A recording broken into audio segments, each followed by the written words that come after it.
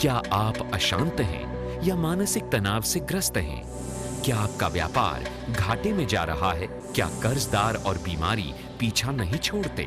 क्या आप अपने दाम्पत्य जीवन को लेकर परेशान हैं? क्यों नहीं आती घर में सुख समृद्धि? क्या आप अपने बच्चों की पढ़ाई और उनके करियर को लेकर चिंतित हैं? क्या आप जानते हैं कि इन सब बातों का कारण वास्तु दोष हो सकता है? और इसके निवारण के लिए आप मिल सकते हैं वास्तु विशेषज्ञ नरेश सिंगल जी से। सिंगापुर, मलेशिया, थाईलैंड और दुबई जैसे देशों में ये किसी परिचय के मोहताज नहीं।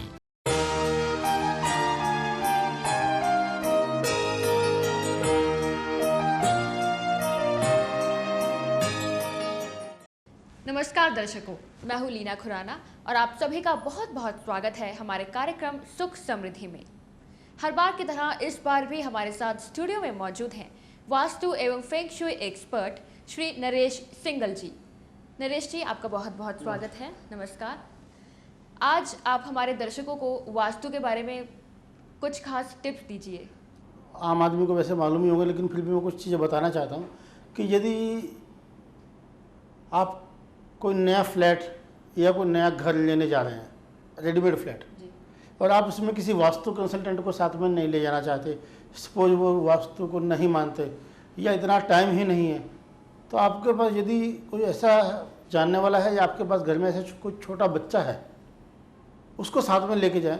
यदि वो बच्चा उस घर में एंटर करते ही रोने लग जाए, थोड़ा अनकंफर्टेबल हो जाए या चुप भी ना हो, चुप कराने के बावजूद, तो आप ये मान लीजिए कि उस घर में कुछ ना कुछ नेगेटिविटी है।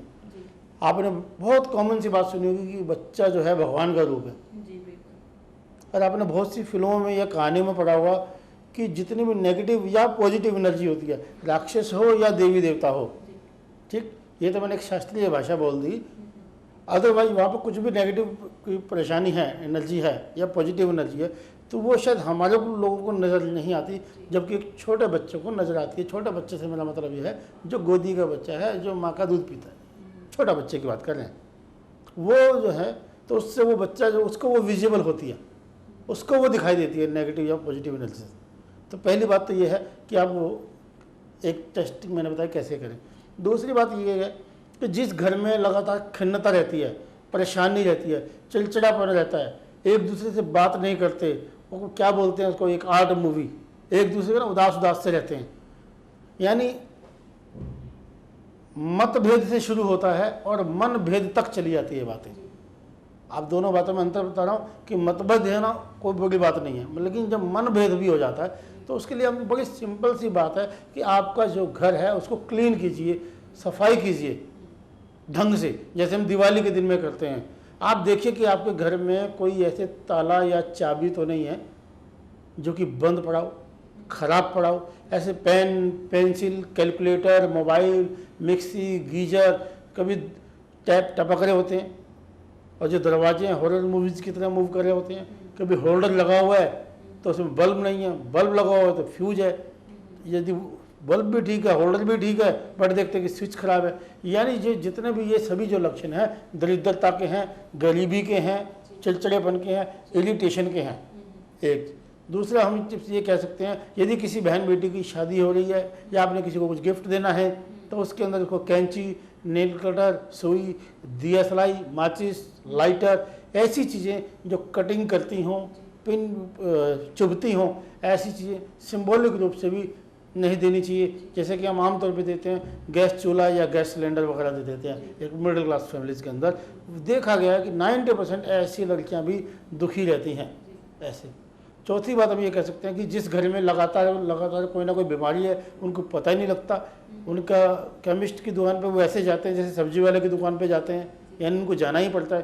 तो वो चेक करें कि वो पक्के तौर पे मैं दावा करता हूँ कि वो अपनी जो मेडिसिन्स हैं किचन में जो रखते होंगे, क्योंकि किचन से हम क्या है खाना लेते हैं, फूड लेते हैं, तो लगातार जो है उनको ऐसे दवाई खाने की एक टेंडेंसी सी बन जाती है, एक आदत सी बन जाती है इसके अंदर। दूसरी बात, जिन घरों के अंदर हम कहते हैं कि बार बार देखते हैं कि बेटे का पता नहीं क्या बात है, अभी पिछले महीने से चोट लगी थी, अब फिर गिर गया, अब इसको टाँके आए हैं, स्टिचेज आए हैं, अब इसको पता नहीं क्या होगा, अब इसको कट लगवाना पड़ गया, अब इसको इतना घाव हो गया, जो यानी लगातार जब उसको ब्लीडिंग हो रही है, तो एक बड़ा सिंपल सा उपाय है। यदि आपका बच्चा स्वस्थ है या आप स्वस्थ हैं, 18 साल से ऊपर हैं, मेडिकली फिट हैं, इसके बावजूद भी आपके बार बार एक्सीडेंट्स होते जा रहे हैं, बहुत सिंपल सा उपाय आपको बता रहा हूँ कि केवल आप ब्लड डोनेट कीजिए। ब्लड डोनेट कर देने से भी आपको उस चीज़ों से निजात इमीडिएट मिल जाएगी। तो फेंग शुई और वास्तु क्या दोनों आपस में संबंधित हैं या दोनों में बहुत गहरा डिफरेंस? दोनों का मोटिव जो है मानव कल्याण है। दोनों का मतलब ये है कि वहाँ पे उसको इस्तेमाल करने वाला आदमी सुखी रहे। बेसिक यह है कि वास्तु जो है बेसिक आर्किटेक्चर की बात करता है, जो सॉलिड जो फिजिकल जो वहाँ पे बना हुआ है उसकी बात करता है, और जो फेंग शुई है वो इंटीरियर की बात करता है, अंदर से। फेंग शुई के अंदर हम कलर स्कीम से, दर्पण से, रोशनी लाइट सिस्टम से और कुछ इसके गैजेट्स बना करके इसको ठीक कर सकते हैं। फेंग शुई मतलब सिंबॉलिक साइंस, चिन्ह विज्ञान, जिसके जैसे हम कोई चीज़ नहीं भी लिखी बट हमने चिन्ह लगा दिया तो हम उससे भी समझते हैं। नो स्मोकिंग के जो उनमें हम लगाते हैं, कांटा लगाया होता है, तो इसी में हम समझते हैं कि बट वहाँ पे लिखा कुछ भी नहीं है, चिन्ह है। तो इसलिए फेंग शुई जो है एक सिंबॉलिक साइंस है, उससे भी जो हमारी सोच बदलती है, सोच पॉजिटिव होती है। जब सोच पॉजिटिव होती है तो एक्शन पॉजिटिव होता है, जब एक्शन पॉजिटिव होता है तो उसका रिजल्ट भी पॉजिटिव आता है। और इसलिए हम ये कह सकते हैं कि फेंग शुई से हमारे को बहुत बेनिफिट मिलता है। ये बेसिक जो हम तोड़फोड़ की हम बात करते हैं, हम तोड़फोड़ ना करते हुए फेंग शुई को इम्प्लीमेंट कर देते हैं। नरेश जी, एक बात आपसे पूछना चाहूँगी कि आप फेंग शुई और वास्तु के साथ साथ पिरामिड एक्सपर्ट भी हैं, उसके बारे में हमें कुछ बताएं। पिरामिड से हम जानते हैं, जैसे वास्तु भारत की एक विज्ञान या शास्त्र जो भी आप इसमें कहें।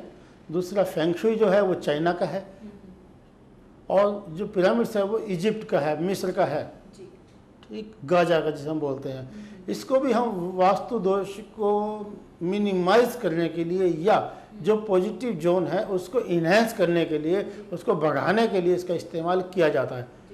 जो टेक्नोलॉजी हमारे गुरुजी डॉक्टर पूर्णचंद्र राव जहाई आवास, जिन्होंने उस टेक्नोलॉजी को एक माइक्रो में लाए, आज भी आप देखते हैं कि पिरामिड जो है दुनिया का एक अजूबा है, और इतनी उसकी हाइट है, इतने उसमें पत्थर लगे हैं। उस टाइम तो कोई क्रेन नहीं होती थी, कोई हेलीकॉप्टर्स नहीं होते थे, ये सब। आज भी वहाँ पर जो है आप देखते हैं कि वहाँ पर जो टेस्ट किए गए तो वहाँ पे जो अगर हम डेड बॉडी डालें तो उनके जो टिश्यूज हैं, उनके जो बॉडी जो सेल्स हैं, वो उसमें बदबू नहीं आती सडन।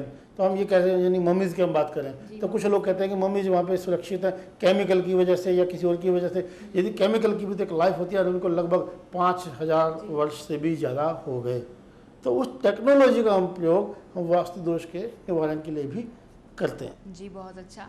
नरेश जी, एक बात और बताएं, आप वर्कशॉप्स भी लगाते हैं अपनी वास्तु के ऊपर, जो फ्री वर्कशॉप्स हैं आपकी, उसके बारे में हमें विस्तार से हमारे दर्शकों को जानकारी दीजिए। फ्री वास्तु वर्कशॉप जो हम बात करते हैं, जो लायंस क्लब है, रोटरी क्लब है, इंडस्ट्रियल एसोसिएशंस है, या कोई व्यापारिक संघ है, या कोई जैसे अग्रवाल समाज रहता है, मारवाड़ी समाज रहता है, गुजराती समाज रहता है, यानी कोई भी एसोसिएशन, कोई भी ऐसा क्लब, कोई भी ऐसी संस्था जो कि एक हमारे एक लिमिटेड सी गैदरिंग, और हमारा ये प्रोग्राम 90 मिनट्स का लगभग रहता है, ज़्यादा चाहें जितना मर्जी हो सकता है, कम से कम 1.5 घंटा रहता है। और हमारा किसी भी तरीके से किसी भी शेप में डायरेक्ट या इनडायरेक्ट घुमा फिरा करके भी कोई पैसा नहीं लिया जाता है। इसका मोटिव यही है कि मेरे गुरुजी का आदेश था कि आपने 334 334 वर्कशॉप्स मुझे करनी है, जिसमें मैं काफ़ी वर्कशॉप्स कर चुका हूँ। उन दिनों तो इनका बेनिफिट नहीं मालूम था, बट आज मुझे इसका प्रचार भी मिलता है, इसका फ़ायदा भी मिलता है। और जिसको भी इसकी की आवश्यकता है, आप मेरी वेबसाइट पर भी जा सकते हैं, मेरे को ईमेल भी कर सकते हैं, मेरे को फ़ोन भी कर सकते हैं। जी नरेश जी,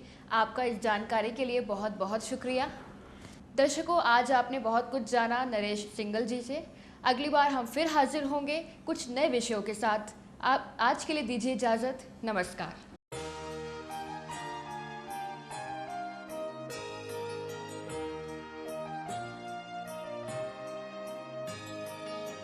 कर देखिए ग्रेटेस्ट एस्ट्रोलॉजी शो शाम 6:50 से 7 बजे डॉक्टर वेद प्रकाश के साथ।